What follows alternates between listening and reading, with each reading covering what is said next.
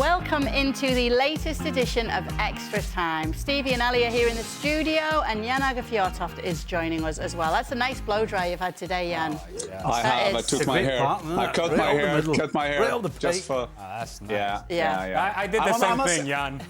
Can I start with a compliment to the list that we saw on the show now with 10 goals from the Bundesliga? Recommended, fantastic goals, and the two Pacenza goals, and Kramaric chip, fantastic, and of course. And I was with Al with that George Vea. It was very similar to him. So I have to say, recommend that list. You will love it.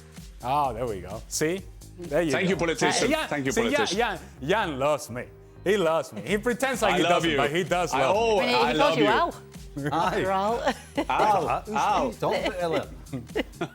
Okay, Jan, did you really talk to Juls in German?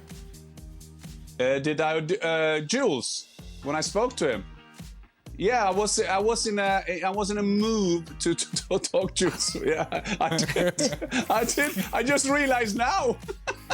Was that what the Champions League final? Yeah, it was the Champions League final, and Jules was in front of me, and I just realized now. By the way. Just now? Yeah. I saw you. I was in my German mood, working for German television or Austrian television. And you're right. I didn't realize before now. This out?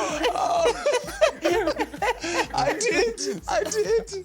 Oh, that is terrible. Did you not realize that Jules wasn't answering to you? No, I didn't care. Oh, that was funny. I just realized now, and I knew it straight away because I went down. I saw Jules, and I was in my arrest, and I went down to him and I said, "Hi, Jules, wie geht's dir?" On that, yeah, oh, how terrible, yeah. Good. I love that it took him a second, and he was like, "Oh, I've just realised that's what I did." Yeah, I think he talked about it on the podcast. Okay. Well, maybe he needs to book up his ideas and learn German, hey? Yeah. But it's funny, can I say that when we do big games like this, you meet a lot of people that you only met here on the TV. I met Garcia in the hotel Sunday morning. We were hugging each other, see each other for not the first time, but first time in many years since he played and did interviews. So I met a lot of our colleagues in London.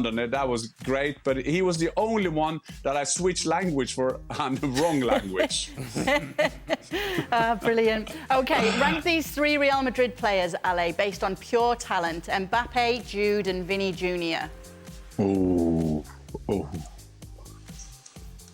Pure talent.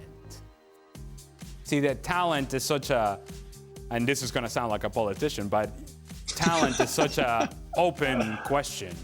You know, when you think of a guy like Jude Bellingham, the fact that he has this strength, this power, and is so smooth on the ball and can run over distance, that fits sort of physicality. It's also a talent. But we think sometimes of talent as just a guy who can do the step-overs and the tricks. And I would say that the combination of it all, just on the guy who I think has more tricks and more amplitude to his game, I'm going to say Vinny Jr. And I'm going to take him. It doesn't make him a better player. I'm not saying he's a better player. I'm just saying he's a guy that what he did to, and no offense to Jan, but what he did to Rierson on the end line in the Champions League final in a very small space, that is something. And he's doing it at full speed. That is the sort of stuff that when I think of talent, I think of a guy that can do stuff like that. What was that word you used? I don't know. Amplitude? Yes. Never heard it. Oh, I'm sorry. Not like manipulatable. Stevie, I've got something to ask you. You can't hear, right? Is your battery gone? I can hear now. You can hear now? Oh, we wondered if you were fake laughing at Jan. I was. I was giving it up. Well, I thought...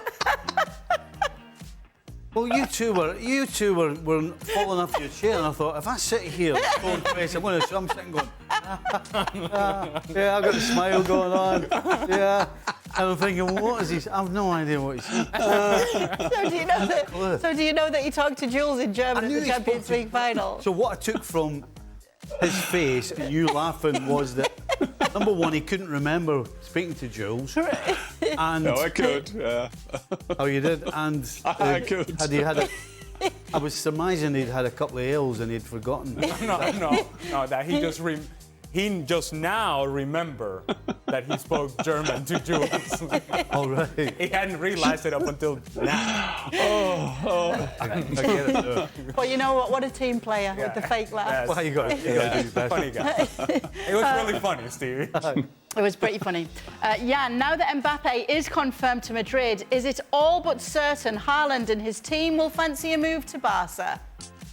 Well, if they had to go this summer, I don't think Real Madrid will have money for the both of them because this is the most expensive free transfer ever. But Which is why they're asking Barca. No, there's no chance that he will leave Manchester City now. I will see what will go on. What we do know from Team Haaland, what they have said is that there is a player who would like to realize, I want to play in a lot of countries, and he's played in Norway, Austria, Germany, and England. And you don't have to be working by geography in the school to understand that there is not many country left that you want to play till. So we'll see if they're building up a new Galacticos, young Galacticos at Real Madrid. So I don't think that is anything to do with Barcelona. I think he's just given us maybe a little insight that it would be much more likely to be Real Madrid than Barcelona. Shall I do it in German? Shall I do it in German? Yeah, yes, I think so. I think so. In German, we'll all understand in German. Ich glaube, wenn Erling Haaland England verlässt, dann wird er sicher nach Spanien gehen und ich glaube, dass Barcelona nicht die erste Wahl sein wird. Genau. What do you say, Ali? I talked to Jules. Yeah, he's more likely to go to Real Madrid than he is to Barcelona. Okay, for Steve. Is it time to cash in for Stevie? Never called you Steve. I thought Maka was still on. Hi, Steve. Is it time to cash in on Salah and go? Did you notice Maka calling me bumper, by the way? Of course, I know. I thought I'd probably have to let that go. No, But what? who's bumper? Is it just him who calls you bumper, or did everyone call you bumper back at Liverpool? Well, that was my last nickname at Liverpool. Right. So everybody who My last. was there for them still calls me bumper. But why bumper? I can't remember. I really can't. What is a bumper? What is a bumper? Oh no. All right, bumper. Is it time to cash in on Salah and go buy Rodrygo? Absolutely, yeah. Yeah. Yeah. I think that would, Yeah, you would absolutely, would you be yeah. totally behind that? Absolutely, yeah. I've always said it. The club's more important than any single player. Absolutely. And Salah didn't have his greatest of year. Yes, he still ended up being top scorer. But second part of the season was a real disappointment. He's now over 30. And if you're getting offered 100 million for somebody who's over 30, I think you take it. I think you take it and you secure the future of the team. Is this why you've been saying Rodrygo should move on? No, not at all. Listen, I am not saying that if they sell Salah, they should go and get Rodrygo. I'm not saying that. I think they should have a look around and see what's available. But the question is, should they do it and buy Rodrygo?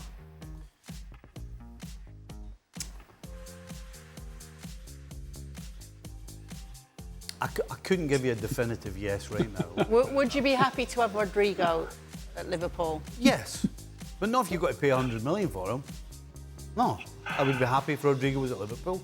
But if I've got 100 million, I'm going to very carefully have a look around and see who's available and who I can get, and then I'll decide. I'm not turning around and saying Liverpool need to go and get Rodrygo. Let me put it that way. I love the way, Kate, you are going on bumper for that question. You want to pressurize him, to get it out of him. Will they get Rodrygo? I have respect for Nedum's interior decorator, and I need to make sure they answer the question.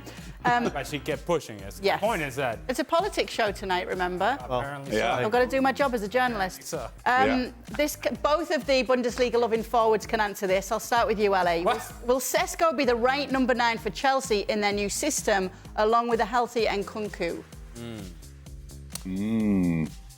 See, I thought Sesko had a really good second half of the season. A little inconsistent to begin with in the first half of the season for Leipzig. And if you want to point out some of the things that Leipzig didn't do so well this year, it's the fact that while they had a lot of possession of the ball and they had a lot of talented players in the attack with Xavi Simons and, of course, Benjamin Sesko, they weren't nearly as consistent in front of goal. And part of that was Sesko, as I mentioned, in the early part of the season. I think he's an up-and-coming talent. I'm not quite sure that he's ready for the big time just yet. I want to see him having a full season of success with Leipzig before I take a chance on him. Jan? Yeah, I agree. And this is Sesko is now the player who everybody seemed to want, and he's going to be linked to every club. And Kunko at his best is better than Sesko at his best right now. If you're buying potential, then this is one of your main men that you can take out of the Bundesliga. But I'm an Al on this one. Sesko need a complete big season for Leipzig next season, and then he can go into a number 9.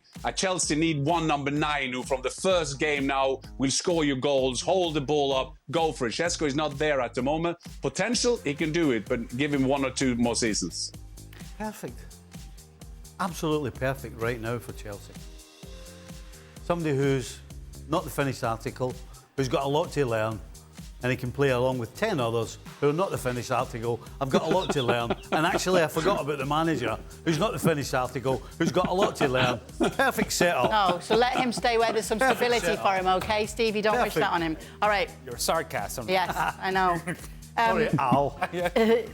Steve. What's wrong with Al? Learn me that. After I'm speaking wrong to him. I keep thinking of somebody. I keep thinking of sat next to a stranger. I mean, there's nothing wrong with it. It's what you call him. Yeah. It's just, it always makes me... I answered to it, Jan. Don't worry about it. It's Ali. Okay. But it is Bundesliga Al as well, because that works better. It's Bundesliga Ali. No, it You've never has to said be Bundesliga. I Al. always call him Bundesliga Al. You wouldn't know because you're not on our Bundesliga team, Stevie. Please, Don't invite me. don't ever ignore my strong German roots. OK, Bumper. How long did it take for you to decompress and relax after the season was over? Did it take long to get the itch to begin the next season? 2 minutes. First beer. First beer. Because it's the same outcome. Regardless of whether you win or whether you don't win, it's the same object. It's the same, it's another start. And as Ronnie Moran always used to say, you don't get anything for what we did last year, we start again. So it didn't matter, the outcome. I had no problem decompressing. The day it was just the same anyway, right? Get a phone call there. Yeah. You want to answer it? But after we saw Stevie or Bumper's menu on the main show, we know that when he's in holiday, he will have the same menu as he had when he played European Cup finals. So very consistent. Very consistent. What about getting the itch to begin the next season, though? Nobody looks forward to going back. Really? Are you kidding? There's nothing worse than thinking about what you're going to be doing pre-season. It's an absolute... Not one... Every single person walks through the door, have a laughing joke, and then as soon as it's time to get on the bus, it's like, oh, no. But is that because of the pre-season part of it? Because aren't you desperate to get back on the pitch with your teammates and be playing actual games again? No. You want the holiday to last forever. Honestly, I don't know where all these... Is that true, LA? I don't know where all these things all right. here from. Let me get Jan first. But no, what? but I mean, it's interesting because when I came to English football, they said, oh, you know, the pre-season in England, it's so hard. You can't believe it. We're running all the time. And to be fair, I came in '93. Swindon Town was in Premier League. I mean, that running was embarrassing. Was what I was compared to the German way or the Austrian way. But the funny thing is that the Germans, they run a lot more in the pre-season. When you come to games, the British players run longer, are better and more intense than them anyway. So I think it's a lot of things is to do with the attitude of British players to do the running. The pre-season in England, sorry, Stevie Bumper, it's overestimated. We didn't run that much. You didn't run anything in Liverpool, did you? You just played. Yeah, but... Hang on, is it relative to the culture of English players that the pre-season felt so hard? Actually, I don't think I've ever spoken to anybody that didn't say that pre-season wasn't hard. It's a cliche. Everybody thought it was hard. No. Talk to the players who went from English football to German football. Yeah, at the end of the day, right, regardless of whether you're in England, Germany, Italy, whatever it is, you're used to doing a certain amount. And so whatever your certain amount is, feels like really, really hard. And your body, I mean, you wake up the next morning and you're climbing out of bed, you're 23, 24, and you're actually aching getting out of bed, and you're like, what's going on here? Well, you've been drinking all summer. I mean, it's just, no. Nobody looks forward to pre-season. Nobody. Yeah, and just there may be some generational differences here, but the concept of pre-season, nobody likes. The idea of pre-season, of having to go to some random place where there is nothing to do other than having 2-a-days, 3-a-days, meetings, and all this and all that. Nobody likes that. And that's what I remember of preseason. It's just, I know it's a necessary work. I know it's laying the foundations for success. And you tell yourself all those things, and then you start doing the fitness and you go, this stinks. And again, it just doesn't, the concept of preseason is just terrible. Quick, just a quick story. I had Felix Magath, who is the hardest, toughest guy in German football. And we went for his first preseason with Eintracht Frankfurt. We went on a beach in Portugal on a 1.5-hour run. And everybody was like kind of dying, and we were going to the bus, and there was one player missing, and nobody had noticed, and they were putting it, and they were so afraid of Felix Magath. Not even the captain wanted to tell the coach that we were missing one player, so I had to go forward and said, listen, Felix, Magath, we have lost the player. And he said, what do you mean? No, there is one player missing. And we had to turn the bus around, driving on the big beaches. And then just in the horizon, we saw this player, and he had fell off after 40 minutes, and he had a fall, and he came like a war hero coming back to us. It was like unbelievable. I love it. Oh, that's all we've got time for, unfortunately. Thanks for sharing your stories, guys, and thanks for sending in your questions as well. We'll be doing it all over again tomorrow. I hope Jan can remember this conversation. And me too. In English. In English. We had it in English.